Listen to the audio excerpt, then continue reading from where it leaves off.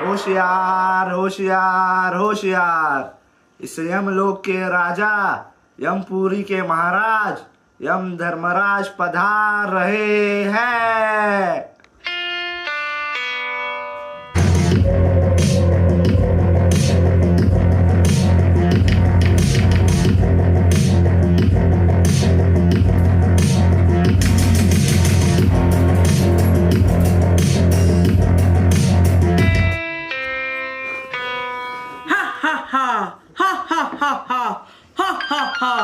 यमुंडा, इस यमलोक यमपुरी के राजा यमराज है हम है यमुंडा।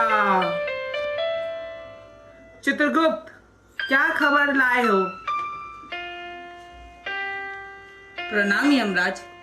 आज की ताजा खबर यह है कि हिंदुस्तान का डंका पूरे विश्व में गूंज रहा है और हर ओर यही कहा जा रहा है कि आने वाले दिनों में हिंदुस्तान पूरे विश्व का गुरु बन जाएगा।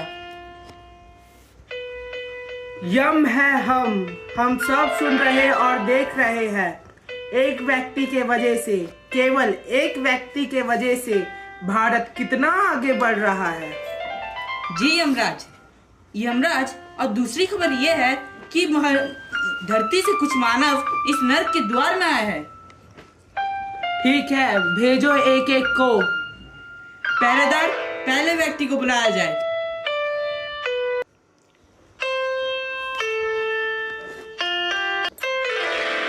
भूलोक के वासी जो आयुष के नाम से जाने जाते हैं, वह इस यम दरबार में हाजिर हो। हाय, गुड मॉर्निंग। ये क्या होता है? चित्रगुप्त, यह मानव क्या कह रहा है? महाराज, ये मानव अपनी भाषा में आपको प्रणाम कह रहा है। ओ यमुंडा, कैसे आए हो? कैसे आए? क्या मर कर के आए हैं? यहाँ सभी लोग मर कर ही आते हैं। चित्रगुप्त, तुम बताओ, यह मानव यहाँ कैसे आया है? हम बताते हैं कि हम यहाँ कैसे आए हैं। हम गाड़ी चलाते हुए जा रहे थे। दूर से एक 4 पहियों वाली वाहन तेज गति से मेरी ओर आ रही थी, जिससे मेरी टक्कर हो गई। मैं दूर जा गिरा और मैं जिस जगह पर गिरा उस जगह पर एक बड़ा सा पत्थर रखा हुआ था। इसमें मेरा सर जा टकराया और मैं वहीं बेहोश हो गया। उसके बाद क्या हुआ मुझे नहीं पता। इसके आगे तुम बताओ चित्रगुप्त, क्या हुआ?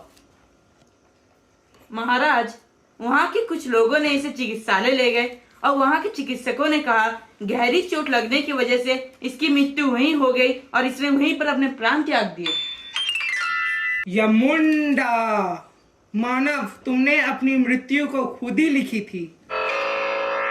क्या मैंने अपनी मृत्यु को खुद ही लिखी थी? पर वह कैसे? हाँ, अगर तुम सिरस्त्राण पहनते तो शायद तुम्हारी मृत्यु टल सकती थी। ये सिरस्त्राण क्या होता है? बालक, सिरस्त्राण यानी सिर कवच, जिसे तुम्हारी भाषा में हेलमेट कहा जाता है। ओह अच्छा, हाँ मेरी ही गलती है। अगर मैं सिरस्त्राण पहनता तो शायद मेरी मृत्यु टल सकती थी। हाँ, अगर तुम सिरस्त्राण पहनते तो शायद या दुर्घटना होने से तुम्हारी जान बच सकती थी। धरती में सभी नियम मानव जाति के सुरक्षा के लिए ही बनते हैं, मगर मानव इन नियमों का पालन नहीं करता है। अगर मानव इन नियमों का पालन करे तो हम अपनी जान जोखिम से बचा सकते हैं। इसलिए मैं सारे मानव और प्रजावासियों से कहना चाहता हूँ कि आप सभी यह ध्यान रखें कि आप सभी सरकार द्वारा बनाए गए यातायात नियमों का पालन करें, जिससे आप होने वाली यह सब दुर्घटना से जान बचा सके। आप सभी प्रजावासियों से मैं यही कहना चाहता हूँ, कृपया करके 2 पहिया वाहन चलाने वाले व्यक्ति सिरस्त्राण पहने, जिसे आप अपनी भाषा में हेलमेट कहते हैं, और 4 पहिया वाहन चलाने वाले व्यक्ति कृपया कर कुर्सी पट्टी बांधे, जिसे आप अपनी भाषा में सीट बेल्ट कहते हैं। चित्रगुप्त, इस मानव के क्या क्या पाप पुण्य है, बताओ। महाराज, इस मानव के कई पाप पुण्य हैं। इस मानव के पुण्य ये है कि ये पहले सज्जन व्यक्ति था और अच्छे कर्म भी करता था, पर कुसंगति और बुरे दोस्तों के कारण एक गंदे राह पर चलने लगा और हर नियम का उल्लंघन करने लगा। ठीक है, इसके किए गए पापों की सजा कठिन से कठिन देकर कुछ देर अंधेरे कमरे में रख दिया जाए। मेरी क्या गलती? मैंने क्या किया?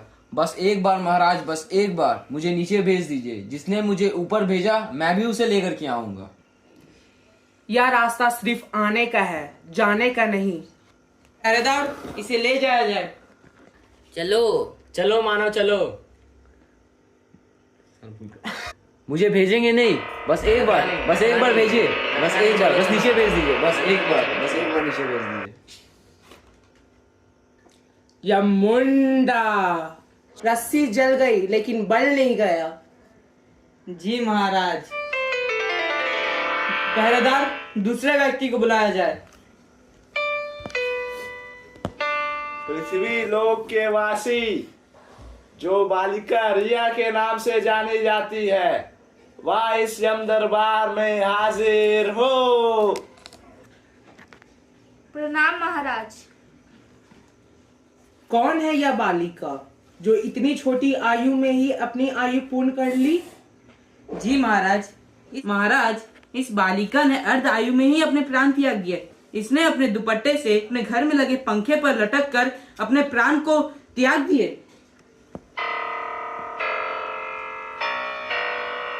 मैं उस नरक वाली जिंदगी खत्म कर कर यहाँ पर ही आई हूँ। पुत्री, ये कौन सा स्वर्ग है? ये भी तो एक नरक ही है। मैं जानती हूँ, पर इस नरक में तो एक ही यम है। मैं जिस नरक से आई थी वहाँ तो 2-2 यम है। 2-2 यम? मगर इस ब्रह्मांड में बस एक ही यम है, और वो है हम है यमुंडा। हाँ मैं जानती हूँ, पर मेरे मम्मी पापा कोई यम से कम नहीं है। पुत्री, तुम्हारी ऐसी क्या समस्या आ गई थी जो तुमने अपने माता पिता को ही यम बना दिया? अब मैं क्या बताऊँ अपनी समस्या। मेरे घर में बेटा ही सब कुछ है, बेटी की तो कोई इज्जत ही नहीं। हर टाइम बेटा बेटा। मैं घर का सारा काम मुझसे करवाते हैं, मुझे अपनी सहेलियों के साथ घूमने भी नहीं जाने देते। घर में अगर मैं बैठकर 2 पल टीवी देखती हूँ, उसमें भी मेरी माँ मुझे डांटती रहती है। कोई मुझे घर में बैठकर पढ़ने भी नहीं देता। मेरा भाई अक्सर मुझसे लड़ता रहता है, फिर भी मेरे मम्मी पापा मुझे कोसते हैं कि तुम लड़की है। इसमें मेरा क्या दोष है कि मैं लड़की हूँ। यमुंडा, क्या कहूँ, क्या लड़का क्या लड़की, दोनों ही तो प्रकृति के समान स्वरूप है। लेकिन तुम जिस देश से आई हो वहाँ पर बेटी बचाओ और बेटी पढ़ाओ का आंदोलन गूंज रहा है, फिर भी मनुष्य इतनी निर्दयता से भेदभाव कर रहा है। बेटी है, देवी है, शक्ति का स्वरूप है और इस सृष्टि की रचयिता है। बेटी को प्यार करो, बेटी को सम्मान करो। जहाँ बेटी पूजी जाएगी वही लोग स्वर्ग कहलाएगी। मेरे मम्मी पापा का सोच एक ही जैसा है कि बेटी कलंक होती है। मैं इनकी कब तक सुना, आखिर कब तक। इसी कदर मैंने तंग आकर अपनी जान ले ली।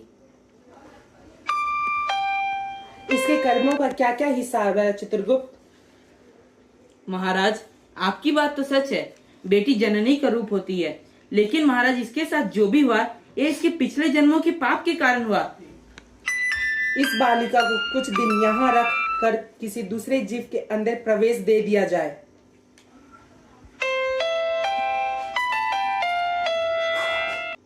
पहरेदार, इसे ले जाया जाए।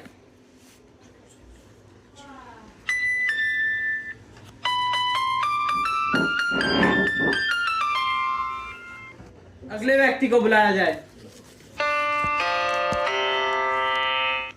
पाताल लोक के वासी, जो राहुल के नाम से जाने जाते हैं, वह इस यम दरबार में हाजिर हो। नमस्ते महाराज। यमुंडा, मैं तो देख रहा हूँ कि तुम्हारी तो पूर्ण आयु थी, फिर भी तुम अपने भरे हुए आयु को बीच में ही समाप्त कर ली। क्या कहूँ महाराज, जीवन पूरी होने के बावजूद भी समस्याएं इतनी बढ़ गई थी कि एक गलती की सजा इतनी बढ़ गई कि मेरे पास कोई और रास्ता नहीं था मरने के अलावा। क्या समस्या थी? समस्या वह होती है जिसे हल किया जा सके। मेरी समस्या क्या बताऊं? मेरे मोबाइल फोन पर बार बार यही मैसेज आता था कि तुम्हारे नाम पर 10 लाख के लोन का सैंक्शन हुआ है, इसे क्लिक करो और अपने अकाउंट में तुरंत जमा कराओ। चित्रगुप्त यह क्या कह रहा है? मोबाइल फोन वह क्या होता है? महाराज, मोबाइल फोन यानी सचल दूरभाष यंत्र। अद्भुत। ये तो ये बस एक डब्बा है। जी महाराज, परंतु इस छोटे से डब्बे से ही अनेक काम होते हैं। महाराज, जो जितना भी दूर क्यों ना हो, वो एक दूसरे को देख भी सकते हैं और एक दूसरे से बात भी कर सकते हैं। ये इसी से ही खाना भी मंगा सकते हैं। अद्भुत। चित्रगुप्त, इसमें तो मेरे जैसा कोई व्यक्ति दिखाई दे रहा है। जी महाराज, परंतु महाराज, इस छोटे से डब्बे के कई दुष्परिणाम भी है। इसमें कुछ संस्था व्यक्ति को बड़ी से बड़ी मुद्रा उधार में देती है और कुछ दिनों बाद उसे बढ़ा चढ़ाकर उससे वसूल करती है। जी महाराज, मैं 10 लाख रकम देखकर लालच में हाँ कह दी। उन्होंने कुछ पूछा और मैंने बता दिया, पर दूसरे ही पल मैंने देखा कि मुझे 10 लाख मिलने के बजाय मेरा ही जमा पूंजी सब खत्म हो गया। मुझे कुछ पता ही नहीं चला कि मेरे साथ ये धोखा कैसे हुआ। मैंने सोचा कि मुझे 10 लाख मिलेंगे, परंतु उल्टा मेरा पूरा पैसा ही कट गया। मेरी कुछ समझ में नहीं आया कि मैं क्या करूं। मैंने बहुत कोशिश की, मगर मेरी पूरी कोशिश नाकामयाब हो गई। मैं लालच में आकर खुद के ही पैरों पर कुल्हाड़ी मार लिया। फिर मैं लोगों से उधारी लिया, उधारी का कर्ज बढ़ता ही गया। इस तरह मेरी उधारी का कर्ज बढ़ता गया। मैं बदहाल हो गया। हर तरफ से मैं मुसीबत में पड़ता गया। क्या करूं, कुछ समझ में नहीं आ रहा था। मेरी सारी जिंदगी भी खत्म हो जाए पर इतनी उधारी खत्म नहीं होगी। मैं हताश हो गया। मेरे सारे रास्ते बंद हो चुके थे, इसलिए मैंने ये कदम मजबूर होकर उठाया। मानव, हमें अपना पाँव उतना ही पसारना चाहिए जितना कि हमारा चादर हो। देख रहे हो ना आप सभी से मेरी यही गुजारिश है कि कृपया ऐसे जाल में ना फंसे। बस अपना कमाए और उसी के हिसाब से चले। जिंदगी एक वरदान है, एक खूबसूरत सी चीज है, उसे यूं ही गवा नहीं सकते। हमें हर हाल में उसी में संतुष्ट होना होगा जो हमारे पास है। हर पल खुश रहो और दूसरों को भी खुश रखो, यही जीवन का सार है। चित्रगुप्त, इस मानव का क्या क्या पाप पुण्य है, बताओ। महाराज, इस मानव के साथ ये सब इसलिए हुआ क्योंकि इस मानव ने भी कई लोगों को ठगाया है और कई लोगों को धोखा दिया है। जैसी करनी वैसी बननी। ठीक है, इसके किए गए पापों का उचित से उचित दंड दे दिया जाए और इसे तब तक यहाँ रखो जब तक इसकी आयु समाप्त ना हो जाए। पहरेदार, इसे ले जाया जाए।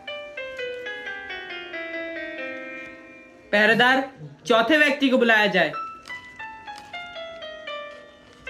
जम्बू खंड भारत के निवासी जो प्रिया के नाम से जानी जाती है, वह इस यम दरबार में हाजिर हो।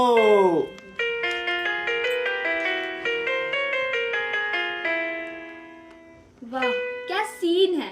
काश काश मेरे पास मोबाइल होता।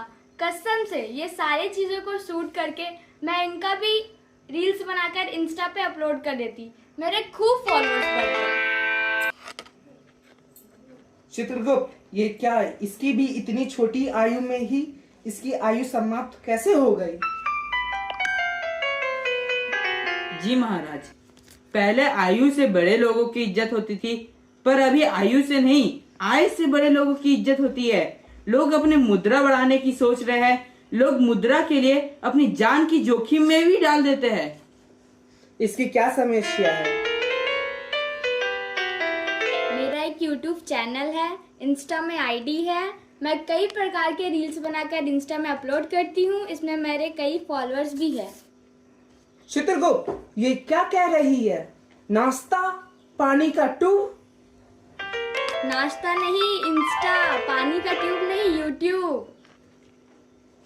ओ, मेरे को तो कुछ समझ ही में नहीं आ रहा। या क्या कह रही है? महाराज, आजकल हर व्यक्ति खाने पीने को भूलकर आधुनिकता से बने, जिसे ये मोबाइल कहते हैं, वो अपने चित्र भरते हैं और लोग इसे देखकर अपने मनोरंजन करते हैं। इसके बदले इन्हें कई मुद्रा भी मिलती है। ओ, आखिर यह बालिका यहाँ कैसे आई है? मैं एक पहाड़ी इलाके में शूट कर रही थी, पीछे खाई थी। मैं वीडियो शूट करते करते गलती से 2 कदम पीछे चलती रही। वहाँ के कुछ लोग चिल्ला भी रहे थे, जब तक मैं पीछे मुड़कर देखती कि मेरा पैर अचानक से फिसल गया और मैं खाई में जा गिरी। ये क्या क्या सुन रहा हूँ? पहले लोग बीमार पड़कर अपने प्राण गंवाते थे, अपनी आयु को पूर्ण करके वृद्धावस्था में आते थे, लेकिन आजकल लोग कई कई कारणों से अपनी छोटी ही उम्र में अपने प्राण त्याग कर यहाँ आ जाते हैं। अब पता नहीं आगे और क्या क्या देखना पड़ेगा। आप बिल्कुल सही कह रहे हैं महाराज। इस घोर कलयुग में और क्या क्या होगा ये कह पाना तो बहुत असंभव ही है। आप मुझे बस एक बार नीचे भेज दीजिए, मैं अपना पूरा वीडियो कंप्लीट करके उसे इंस्टा में अपलोड करके वापस आ जाऊंगी। यह रास्ता सिर्फ आने का है, जाने का नहीं। चित्रगुप्त, इस बालिका का क्या क्या पाप पुण्य है, बताओ। महाराज, इस बालिका के पाप ये है कि इसके साथ ये पहली बार नहीं कई बार हो चुकी है, पर इसने उससे सबक लेने के बजाय और इस चीज को बढ़ाते गई और उससे सबक तक भी नहीं ली। ठीक है, इसके किए गए पापों की सजा कठिन से कठिन दे दिया जाए। हमारी धरती एक अमूल्य वरदान है और इसमें बसे सभी जीव, खासकर मानव जाति एक बहुमूल्य है। जीवन वरदान है। इस मानव की जीवन ही इस धरती को स्वर्ग बनाता है। यह हम सबका दायित्व है, कृपया कर इसे नरक ना बनाए। यह स्वर्ग है, स्वर्ग ही रहने दें।